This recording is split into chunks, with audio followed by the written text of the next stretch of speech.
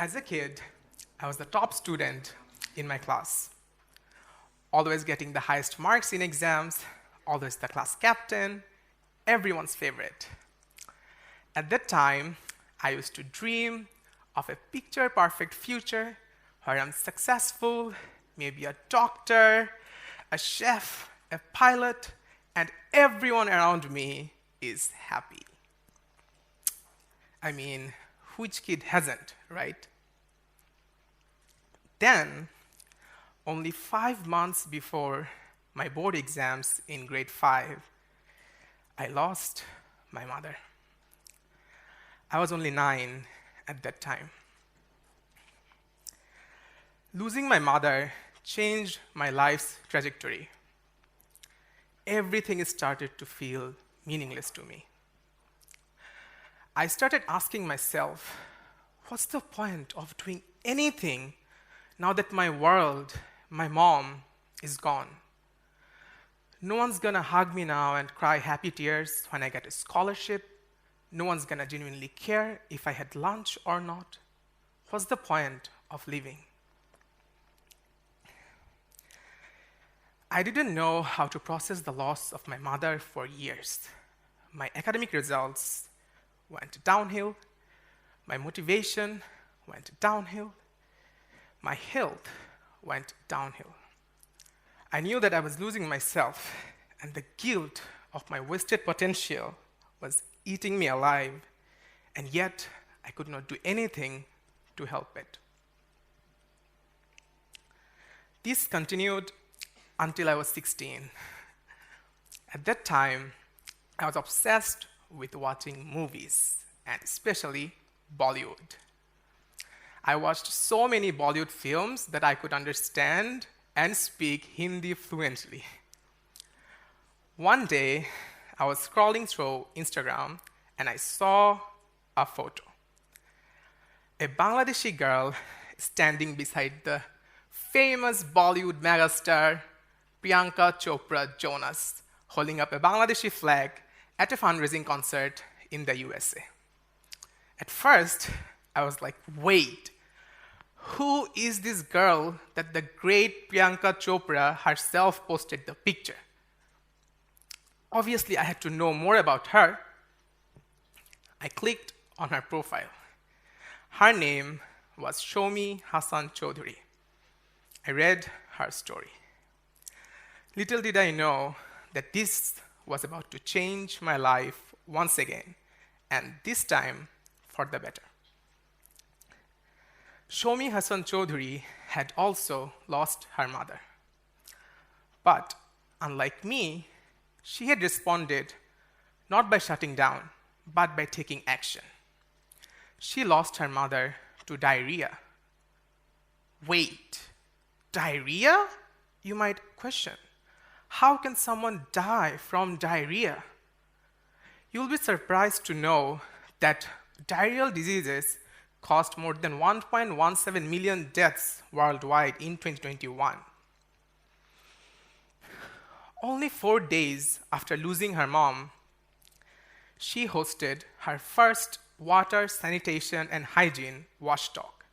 She channeled her pain into purpose. Her story moved me, and her work inspired me to join her global youth-led nonprofit Awareness 360. At that time, I was one of the youngest members to join. I had no idea what the United Nations Sustainable Development Goals were or what activism even meant. I was struggling to find a cause to pursue for my first social action project. I then tapped into my own life experiences. I think now's a good time to tell you about my passion for cooking. I used to routinely watch MasterChef as a kid, which sparked my interest in different cuisines.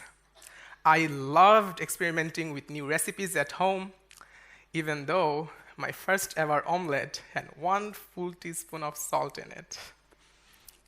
My career education class in high school, when my friends wrote about being doctors and engineers, I made a poster about being a chef at the Burj Al Arab in Dubai, one of the most luxurious hotels in the world. Coming from a patriarchal society, my overt interest in the culinary affairs was not positively embraced. I was told that I should not be in the kitchen as a man. This experience made me question the gender norms in our society. While I, as a man, am discouraged from cooking at home, there are so many girls who are being forced to be in the kitchen. This led me to the bigger picture. Gender equality is my cause. That fueled my activism track. In the following year, with proper mentorship, support, and guidance, I led 11 social action projects focused on gender equality, water, sanitation, and hygiene, and other interconnected issues. I still remember one of our projects took me to a remote island where the only school in that island was losing its girl students because of a lack of menstrual hygiene education and resources. The only shop on that island was a 40-minute boat ride away. We organized a reusable pads workshop there, showing menstruators how to make their own reusable cloth pads and manage their period with dignity and confidence. I worked with marginalized and vulnerable communities, garment workers, sewerage cleaners, rickshaw pullers, underprivileged students, and so on. Seeing the impact I was making through my work made me realize I had so much to give back to my community, to my country, and to our world. Working so closely in the field with people from different walks of life gave me new perspectives.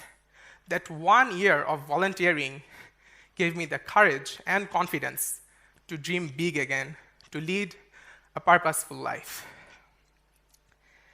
In 2018, for my social action work, I was awarded the Awareness 360 Fellow of the Year. And for the first time, that made me earn my first ever international trip to Malaysia, where I joined a TEDx event as a volunteer.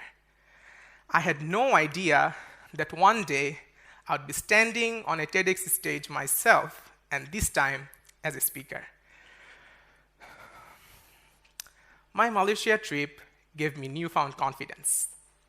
For the first time, I made a decision on my own that changed my life. I moved to Japan in 2020 to start my bachelor's degree at Tokyo International University. And we all know what happened in 2020. Yes, COVID-19.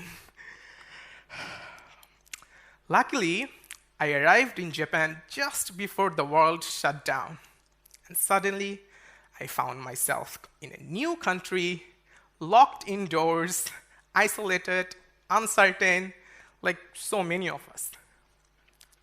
But instead of letting the fear and silence consume me, I asked myself, what can I do that actually matters?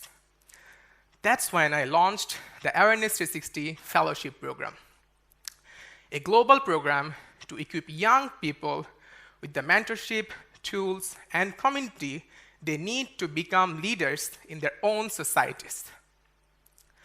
Over the last 5 years, I've led this initiative with passion and purpose, bringing together over 500 youths from more than 70 countries across 6 continents. I know I cannot change the world alone, and that's why I'm helping others do the same. Then, one fine summer night at 4 in the morning, still in the midst of the pandemic, I received a call from the founders of Awareness 360. My immediate thought was that maybe we got hacked or something. But little did I know that the most pleasant surprise was waiting for me on the other side of the call. It was Rizvi Arefin, one of the co-founders of Awareness 360. With a gentle voice, he broke the news to me. Amimul, you have been awarded the Diana Award. The Diana Award is the most prestigious accolade a young person can receive for their humanitarian work. You see, for almost a decade, I thought my life had taken a wrong turn that I could not come back from. That 9-year-old boy inside me was convinced that he would never find a purpose again. But he did. He found it in the eyes of the girls in that island. He found it in the gratitude of the communities he served. My story, and that is what this story is about. It's not just about the fall. It's about what happens after. It's about how we rise from the very things that we thought would break us. My story is proof of a truth I now believe with all my heart. Our deepest wounds do not have to be our graves. They are the cracks where we find our gold.